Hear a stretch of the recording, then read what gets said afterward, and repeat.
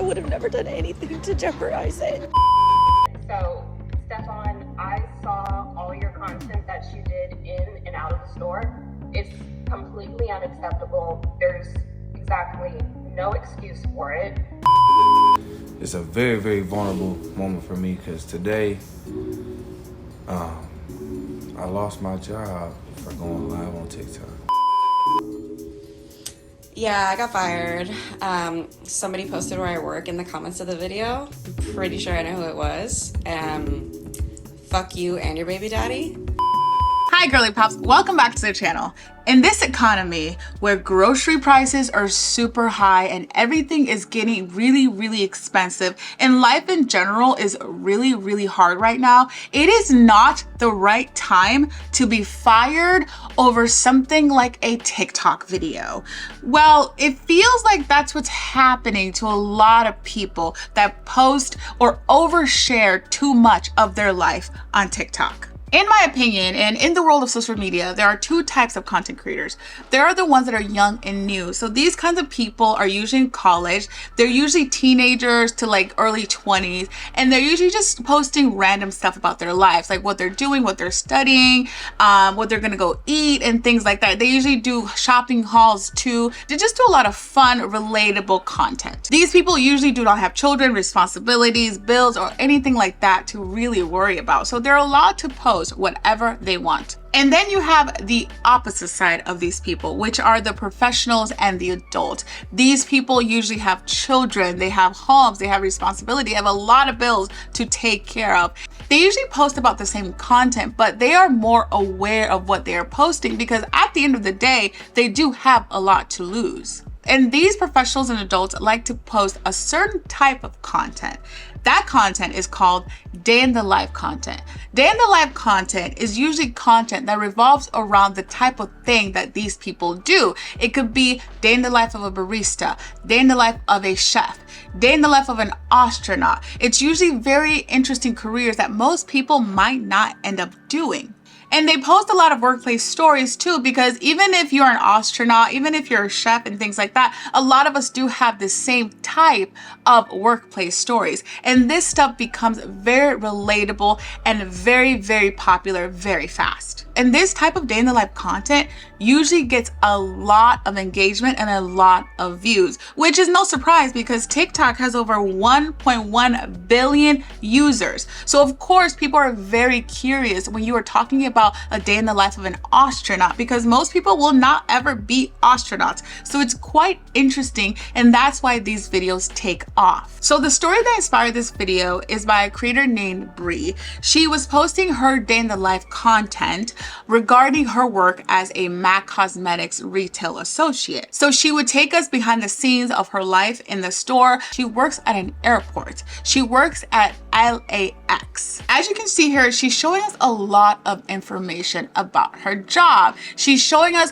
when she gets in. She's showing us the pre-close stuff. She's showing us the money and where to get the money. She's showing us so much sensitive details and information that she probably should not have shown. She's also showing us her ID and her security badge, which is really dangerous if you think about it. And remember, I just mentioned that she works at LAX and she's showing us very sensitive information about her everyday life.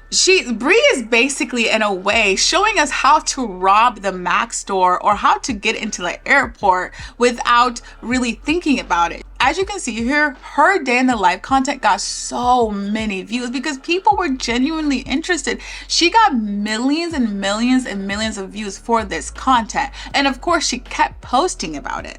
After she showed us way too many details of her work, Bree did get fired by MAC Cosmetics for violating the social media rules. And we will talk about the social media rules in a second, but that is what happened. There's tons of more stories like this. You have Mark here who went on live on TikTok a couple of weeks ago and started showing his day in the life of being a payroll person at his job. Unfortunately, you just told me that you're going live on the clock to get paid through another entity, and unfortunately that's a violation of our policy.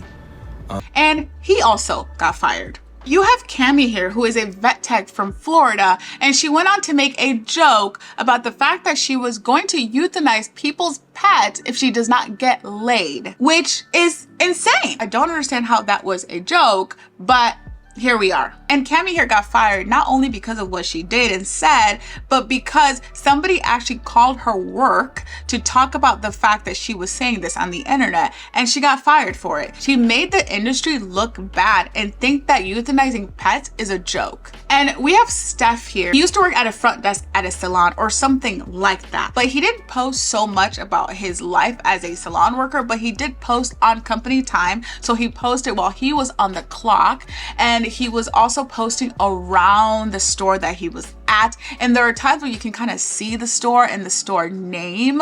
And the thing that really got Steph fired was the fact that he was talking about selling it online. I'm gonna let you guys decide what selling it means because I don't want to elaborate, but he definitely said one of his main streams of income is selling it on the internet. And a few years ago, we had an onslaught of healthcare workers who were also posting a lot of sensitive information about their patients. And again, the healthcare industry is very, very sensitive when it comes to personal information. Did you guys know HIPAA violations from social media posts can cost you up to $50,000 in fines?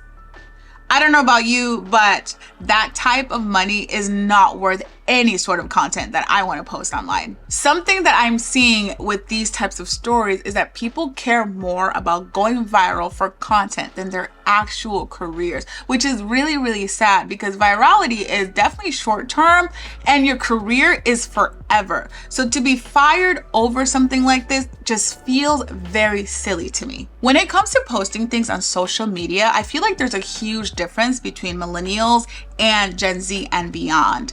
Because when I was growing up, I was told, we as a generation were told over and over again to not post too much on the internet. We were told by our parents, friends, teachers, college admin people that if you posted too much information on the internet, you will get in trouble and that the internet was forever, which is true, by the way. The internet is definitely forever, no matter how much you try to delete content. But I felt like at the time, parents were being a little paranoid and it was being exaggerated. But now it's here. This is what our parents meant when they said, do not overshare content online because you could literally get fired for it. According to a survey from 2023 by McKinsey, 67% of Gen Zers love and are comfortable with sharing their information online. When I used to work in retail, just like Bree here, we were literally told to turn off our phones, put them in the locker, don't take them out while you're at work. And nowadays, I see people everywhere having their phones on them, recording things, going live constantly, which would never have been done back in the early 2000s. The stories I just shared of these content creators, their videos went viral after they got fired, and they ended up kind of moving forward from that. It's not really unsurprising that they went on to become content creators. As always, I'm gonna stop you right in the middle of this video to say, please subscribe to the channel if you have not. And we love to talk about stuff like this. I enjoy bringing this stuff like this to you. So please subscribe, like, and share this video if you have not yet. Bree here is actually a beauty guru and she has aspirations to become a content creator in the first place. I think that's one of the reasons why she was working at MAC, because she genuinely loves makeup and she's always posting about makeup. And now she's going to pivot to become a content creator. Steph from the salon actually ended up getting another job, which is great, but he definitely milked his I got fired videos very, very much until he couldn't anymore. He had a video where he showed himself getting fired from the company. So you could hear the HR person and his boss on the phone while they were firing him. So let's have a mandatory meeting with my job, my manager, and the owner because of the content that I've been posting has been causing such an issue. Does I like just showcase my personality? A goal of mine is to be a content creator for long term. And I expect you to work 3 to 8. Okay, well, I expect you to give me a resignation letter because I quit. Thank you. Have a nice day.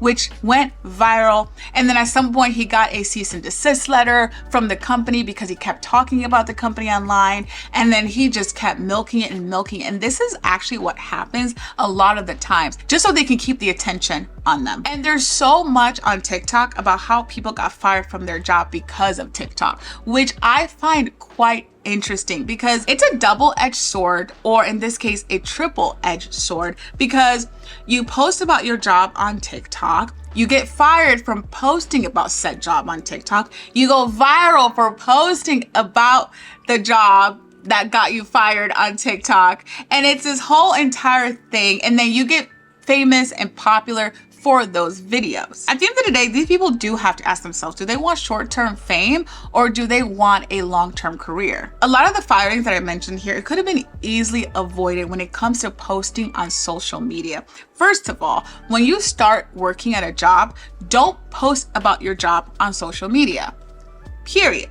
Don't post about it because there's no need to kind of mesh your job with your social media, because I feel like sometimes social media is personal. Social media is for fun. Social media is for light content, not for showing your super detailed life as you're working throughout the day. If you really want to post about your job, you have to ask the company. You have to ask them, hey, can I post about this job? As for me, I just started a new job. I was going to post about it. I asked my manager, can I post about this, showing this? And they were like, yeah, sure, that's fine. And I was able to do it, no problem. But for some reason, these people don't understand that you just can't be posting willy-nilly about your job on the internet unless you have permission. Something that is super important that I feel like a lot of these people missed when it comes to posting about their lives or about their work online is their company's policies surrounding social media content.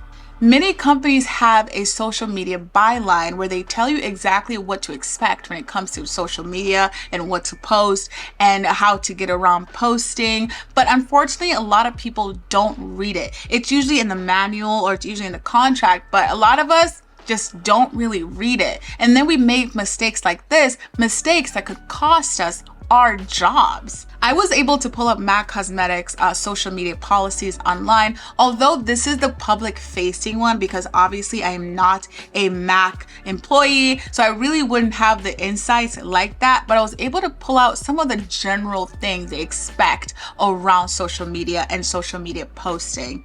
You can pause to read here. As you read there, they expect confidentiality, they expect identification, they expect you to keep the brand's name in like the foray when you are talking about them online. And unfortunately, I feel like a lot of these people miss that critical step. A lot of these companies have every right to fire you because a lot of these companies are at-will companies, which means they can fire you whenever they want for any reason at any time. Oversharing online might seem normal for a generation that was raised on the internet, but I still feel like they need to be careful. Imagine this. Imagine if you worked really hard your entire life to work at a huge company, the company of your dreams, and you're just out here pushing it and doing all this work, and then you started posting about your day in the life at said company, and then you get fired. That would not feel very good. That would not feel good. I know that a lot of these jobs that I mentioned, I know that they're like baristas, I know that, salon workers, vet tech and things like that. I know those jobs feel very like low level, quote unquote, but there are people that work in high-end jobs that do get fired for this. I heard that a lawyer got fired for posting on social media once. So a lot of high-end jobs also end up being fired. So you do not want to be in that mix of getting fired for something as silly as a TikTok. I'm telling you, it is not worth it. You can post about whatever you want on the internet, but it doesn't have to be about your job. It can be about anything but your job. I know that the engagement and the views is not as good, but it's not worth it because at the end of the day, if you post that video about working at a job, you might lose it forever. Thank you so much for watching. I hope you enjoyed this video. Please keep your jobs if you can. It is not worth posting about your job on social media. And I enjoy bringing this stuff to you, so please go ahead and subscribe. If you like my video and you want to support me in any shape or form, you can go ahead and look in the description box below. And I will come back here for another video like this. Bye.